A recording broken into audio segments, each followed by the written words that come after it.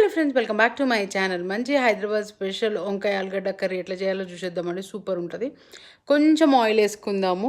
ఇందులో కొంచెం ఆవాలు, జీలకర్ర, మెంతులు కూడా యాడ్ చేసేసుకుందాం. ఇందులో కొంచెం పచ్చిమిర్చి, ఆనియన్స్, వెల్లుల్లిపాయలు, పసుపు వేసుకొని కొంచెం ఫ్రై చేసుకుందాం. నిజంగా సూపర్ ఉంటుందండి. ఈ కూర చాలా టేస్టీగా ఉంటుంది. తిన్నా కొద్ది తినాలనిపిస్తుంది అనమాట. అంత బాగుంటుంది ఈ కర్రీ. అండ్ ఇందులో మంచిగా పెద్ద సైజు ఆలూని అట్లానే చాప్ చేసుకొని వేసేసుకుందాం. మంచిగా పెద్ద సైజు ఉండాలి ఆలు.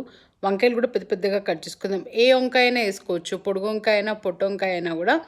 హైదరాబాద్లో దావత్లలోకి పోతే ఈ కూర లేనిది అసలు దావతే కంప్లీట్ కాదనమాట. అంత బాగుంటుంది ఈ కర్రీ, అంత టేస్టీ ఉంటుంది.